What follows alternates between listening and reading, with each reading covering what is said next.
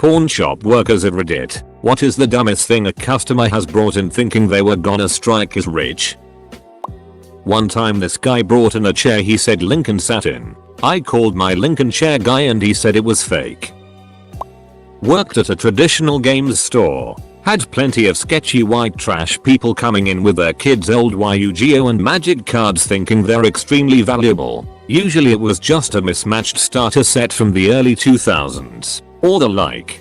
I'm not sure what started the idea that old trading cards were going to be ridiculously valuable. But no, I won't give you meth money for your dark magician. The level of disappointment, and oftentimes outright anger on their part, was difficult to deal with. I began just telling trashy looking people, who weren't store regulars, that we didn't purchase cards. Did once have a guy bring in a collection that had a gnarly looking Black Lotus. Gave him a good deal for it.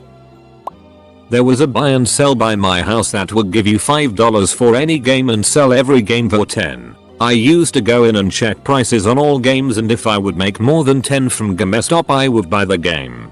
Go to GameStop and sell it, and then buy all the crappy games GameStop had that were less than $5 and take it back to the buy and sell to make more money. I was a heroin addict at the time, so that was my job when I wasn't working at the restaurant. Edit. My and working.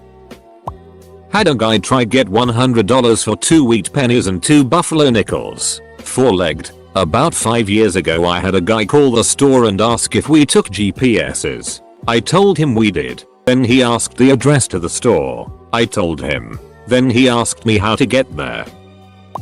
A kid from my school had a letter signed by Abraham Lincoln. He brought it to show and tell one day, and we were all super impressed. In grade 12, he stole it from his dad and went to pawn it. He bragged about how he was going to be rich. It turns out his grandfather forged the letter and gave it to his dad as a gift. A thief stole our heavy-duty snowblower out of the garage in early July during a heat wave and took it to a local pawn shop, hoping to fetch a big price for it. After the police called to say they had located it, the pawn shop owner said the guy just couldn't understand why there wouldn't be a hot market for an expensive snowblower year-round. Comic book shop employee. Every single seller has a totally mint collection and a first appearance of Superman or Batman. There have been literally hundreds of Batman Superman #1s printed over the years. Every time they reboot a series, it starts at issue #1. The people who were polite about it, I didn't mind. The people who thought we were trying to rip them off and that their books were priceless just did my head in. Not a pawn shop, but GameStop. Dude rolled in with hundreds of bootleg games and a bunch of modded consoles. He couldn't fathom why I wouldn't take them. A good friend of mine owns a pawn shop in Florida. He once bought a collectible book of state quarters for less than face value of the coins. The customer wasn't bright enough to pop the quarters out of the book and spend them. My buddy's ability to keep a straight face in those situations and make the customer feel like he's getting a deal provides me endless entertainment. My dad had some drugged up women come in and try to pawn her crack. I took an old $10 bill into a dealer to see how much it was worth. Don't recall the year, but it was old. Guy says $10. Showed me what a bill would have to be like. Spent 30 minutes in his store with him looking at old rare money. Edit. Changed to rare. I'm a pawnbroker. Somebody brought in their dead grandmother's gold tooth, plucked from her ashes, with the tooth still in it. We told her that the tooth had to be separated from the gold for us to weigh it. They desecrated their loved one's remains for less than $2. Not a pawn shop worker, but this is still kind of a cool story, or at least I think. Either way, both the shop owner and I were happy with the events that went down. I used to frequent yard sales, buy vintage items, and then take them to the antiques shop and make a little money on the side. One day, I found this little glass figurine at a yard sale for $25. When I flipped the item over and saw the red Occupied Japan logo, I got extremely excited and bought it on the spot. I took it over the shop and sold it for $45. The shop owner wouldn't go any higher, but hey, I made $44.75 of a quick purchase, so I wasn't too worried. The figure was actually worth about $125. Either way, I made money. and that figure is still sitting in his shop for sale at $125. A guy literally brought in an RPG. He was doing yard work for this old lady whose husband had passed. She gave it to him for doing some yard work, not realizing it was live and active. The guy was career military, and after the bomb squad came and disabled it, they went to her house and found a trove of similarly very illegal military grade weapons. I don't work in a pawn shop, but I bought my first guitar in one. The big defense contractor in my town laid off over 10,000 people overnight and the contagion spread. I was looking for my first guitar, and I'm cheap. After checking the music stores, I hit up the pawn shops near work. While I'm looking, this clean-cut guy in his early 30s comes in trying to pawn his guitar, hard case, and effects. Since the shop had a bunch, they offered him crap, evidently, and he left. He was almost crying, saying he got laid off and had to pay some bills. I followed him out and asked him what he wanted for it. He said $100, and I took it. I also gave him my phone number and said he could buy it back when he got back on his feet. I never heard from him. I'm looking at it now, and played for months. I hope everything worked out for him. I may be late to this, but I worked at a pawn shop for about 6 years. I once had a customer walk up to the counter and slide a gold coin to me and say, "I think this is gold." Man, this particular customer reeked of bile and looked like he was high on everything possible. I looked at the coin and slid it back to him and replied, "I think it's a Chuck E. Cheese token. I can tell by the mouse on it." He just said, "Oh," and walked away. That was when I noticed he had his pants to the point it was almost all the way down his pant leg. A friend's uncle allowed us to shadow him for a day at his pawn shop. A guy walked in with a metal lockbox and said he had something worth billions. He opened the lockbox and there were wood chips in it and the smell of spray paint. He claimed they were leftovers of the cross Jesus was crucified on. He is descended from an ancient and noble line of knights who took oaths to protect the cross. He wanted $2,000 for the lockbox and wood chips. I worked in a jewelry store during the peak of the everybody buys gold and diamonds phase. A group of kids comes in with a ring they found in the parking lot. It's an obvious CZ, which I tell the ringleader, "Here." As soon as he hands it to me, one of the others demands, a touch annoyed, "How do you know?" In one of those excellent two rare moments of perfect reaction, I asked, "Why'd you bring it to me?" "Because you're a jeweler." "Oh." Had a guy try selling me a gun. Before I could even nope him out of there. Shop is an NJ. We do not buy guns. He began to point the gun around with people all over the store, pulling the trigger. That guy was a special kind of guy. Fortunately the gun wasn't loaded, but still.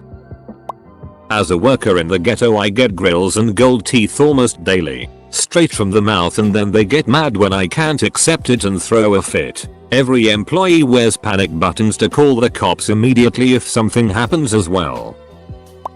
My mom owned the pawn shop in town and she was a huge New Kids in the Block fan. Unfortunately eBay decimated our business and she couldn't afford to see their reunion concert. But her best friend from grade school could. She came in the next morning, wielding what she claimed was a condom full of Joey McIntyre's cum. You could be the mom of a new kid. She wanted $1,000 for the stuff, but my mom told her friend to stick it up her vajayjay.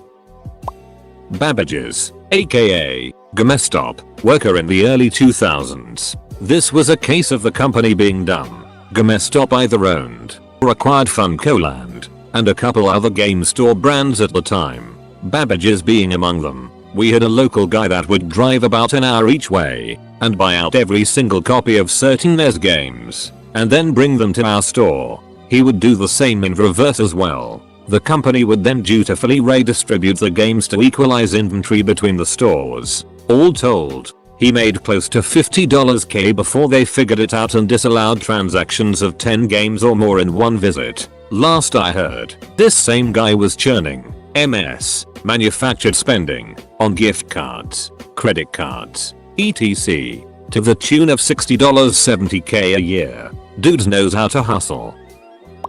I mean pretty much anything. People came in all the time thinking they could sell or pawn something for almost as much as they bought it new. Our policy was generally to buy for 25% of the new price, and only hire if it was an interesting or high value item. I always hated jewelry because you just knew the person was going to get pissed at your lowball offer. I paid $10k for this at the jeweler's and here's the receipt and insurance certificate. Unfortunately we go by the weight of the gold, which has a fluctuating market price, and the size and quality of the diamond. Going by our rates I can't offer more than $200. And I can't blame them for feeling insulted. It sucks because while some people pawn stuff to feed their drug habit, which sucks for them too, yeah, no, many of them do it because their power is going to be shut off, or they can't afford food for their kids, or their husband's medical bills are slowly creeping up and hell, I haven't worn this ring for years. Who cares if my grandmother gave it to me? It's gotta be worth thousands. Or the 100 other reasons poverty ducking blows. But you have to sit there and be stubborn. Because you're poor too and you're ducking it, face boss will deduct anything overpaid from your check. Pawn shops give you cool stories, but it crushes your soul. I don't work at the pawn shop, but my friend does. People bring in dumb it all the time to get a few dollars for dope. It starts from a candies box stolen from a shop next to the pawn shop to plungers, rubber ducks, electronics, real and fake jewelry they thought was real and ending on cars. I just have to say, I've only tried to sell something to a pawn shop once, some kind of CB radio setup and related components, and they offered me $20. When I told them that wasn't enough they laughed at me and said I wouldn't get a better offer anywhere else. I ended up selling it on Craigslist for $300.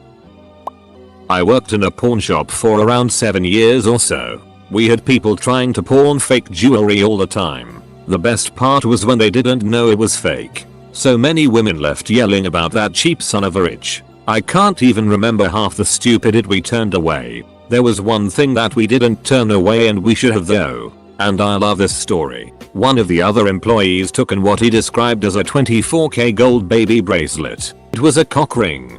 A golden cock ring. This employee was a bit of a know-it-all, and he liked to rub other people's mistakes in their faces. He eventually went on to become manager, and then district manager. And you can bet your ass I made sure that every employee under him knew about the baby bracelet. He never lived that down. Not a pawn shop worker, but I was in one with a friend of mine when a man who looked to have enjoyed more than just a few crack rocks in his day came inside out with a sink. A sink that he apparently just ripped out of a hotel or kitchen of an abandoned house or something. And I do mean ripped out. No idea what he thought he would get for it. But the guy behind the counter told him in no uncertain terms that he needed to leave and take his sink with him. It was goddamn hilla. Edit, it was pretty hilla. You just had to be there. Pawn shops are not like that TV show. People don't bring in valuable antiques to be appraised. I would guess the most likely answer for real pawn shops is wedding rings that end up being fake. One time this guy brought in a giant petrified turd and thought it was a meteor. I literally just had a lady walk out on me angry that I couldn't offer any money on her small wooden spice rack. It even had half empty spices still on it. A few months ago an old man came in with a trash bag full of used bongs, complete with weed and dripping with bong water. Said he's selling all his son's stuff. He was such a sweet old dude, I felt bad and told him to break it all up in the dumpster outside and not ride around with it. I get a ton of old coins that people bring in thinking they're worth a bunch of money, and I usually have even older stuff in my change drawer that I can show them. Most people laugh about it. Also, I have seen quite a few gently used dildos in my time as well. I'm sure this will stay buried, but we combat a lot of people coming in with stupidly high asking prices by keeping an equivalent item in stock at a reasonable price. For example, the 1780 Austria silver thaler has Maria Theresa for original, goes for a lot of money, but almost all of them are reproductions. The original dies were never destroyed and were used to make the reproductions. Therefore they look exactly like the originals. One day we had a father and son come and super excited. They finally hit the lotto. They showed me their Austria thaler. I offered them a little bit shy of the silver content, which was $20 at the time, and the father got super pissed. He claimed we were trying to rip him off. That's understandable, I thought, because it was almost identical to the expensive version. So, I tried to explain to him that there's hundreds of thousands of reproductions. He still didn't get it. His son did. So, Now his son and I tried to get him to come around and he wouldn't. That's when I went to the back room, pulled out a bucket with about 15 of the same type of failure that he brought in and told him if he thought they were worth thousands of dollars, I'd sell mine to him for $22 each. He never flinched and said, "I'm not here to buy these. I'm here to sell mine." At that point, I just said, "We aren't buying those failures anymore. Have a nice day." I went to college in a farm town in northern Colorado. I had a red leather jacket that I bought in high school that I wanted to sell in one of the pawn shops out there. I never wore it and would rather have cash than the jacket. I didn't want money for drugs, just money because I was a broke college student. They refused to buy it because it was red and that color was somehow gang related. I had no idea that farm town had any gang problems, but whatever.